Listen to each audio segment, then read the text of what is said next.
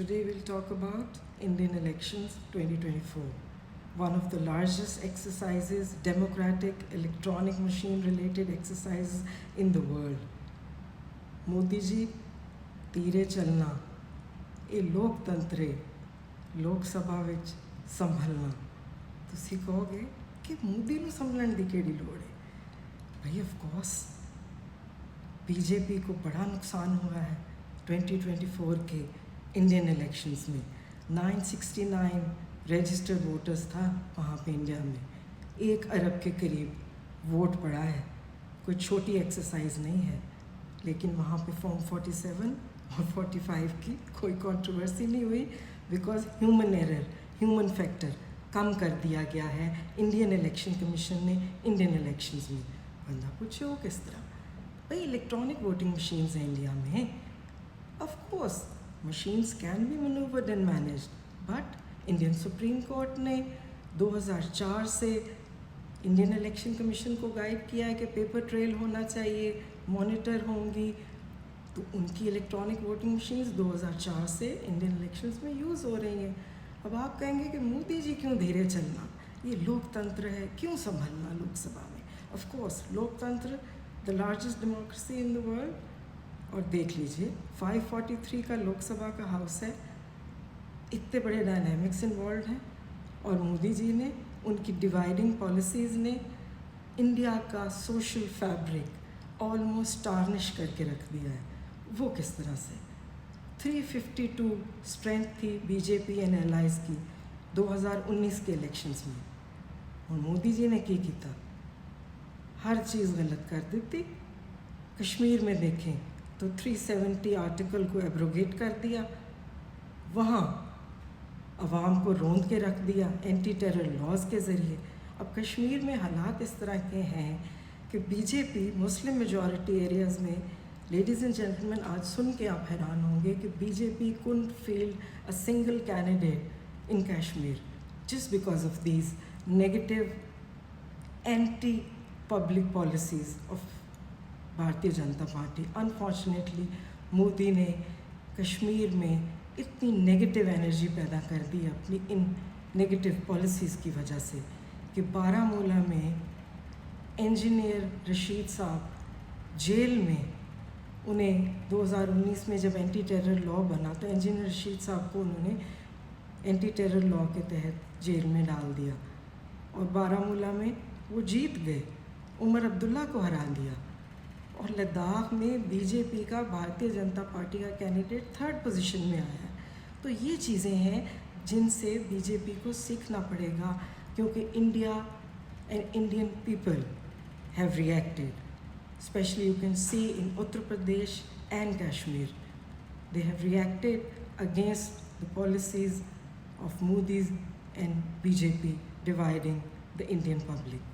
और अब उत्तर प्रदेश में क्या हुआ समाजवादी पार्टी 37 सीट्स के साथ इंडिविजुअली लीड कर रही है अब 352 2019 में बीजेपी की एलाइज और इनका फिगर था सीट्स का और अब देखें तो वो 290 पे होवर कर रहे हैं 240 सिर्फ बीजेपी की हैं और कुल एलाइज में ला के 290 से आगे नहीं और स्लोगन क्या था मोदी का 2024 के इलेक्शंस में 400 से पार यानी कि he was aiming for 400 plus seats for the BJP in the coming Lok Sabha elections लेकिन वो तो 300 तक नहीं पहुंच सक रहे सो कहने का ये मकसद है कि जब आवाम को इतना पोलराइज कर देते हैं इतनी नेगेटिव एनर्जी जनरेट करते हैं तो उसका नुकसान उसका बैकलैश होता है और बैकलैश से फिर फिज़िक्स का रूल है स्पेस खाली तो रहती नहीं तो फिर कांग्रेस ने गेन कर लिया कांग्रेस ने 2019 के इलेक्शन से डबल फिगर लिया है इस दफ़ा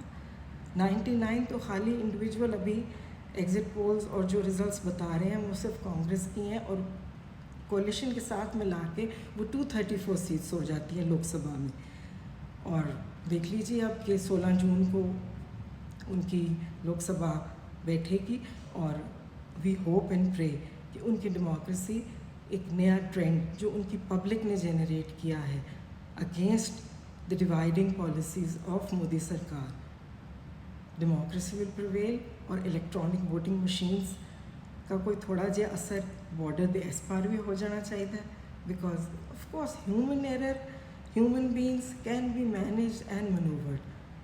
مشینہ پہ تھوڑا بھروسہ کر کے دیکھ لو. 1 ارب لوگوں نے آپ کے پڑوس میں ووٹ ڈالا ہے, وہاں تو کوئی دھاندلی کا شور نہیں پڑا.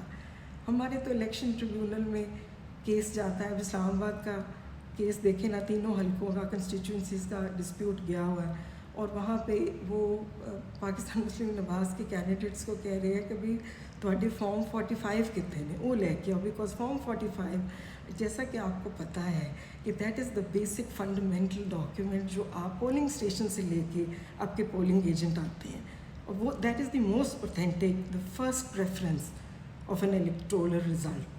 تو وہ فارم 45 بھی نہیں دینے کو تیار مسلم نواز کے کینڈیڈیٹس, اور شور ڈالتے ہوئے وہ ریسکیو کے لیے پھر الیکشن کمیشن کے پاس بھاگ گئے کہ بھئی اے ٹریبیونل قابو نہیں آ رہا, اور کوئی دوسرے ٹریبیونل میں سانو بھیجو, بیکاز اب آرڈیننس بھی آیا ہوا ہے کہ ریٹائرڈ ججز کو لگا دیا جائے.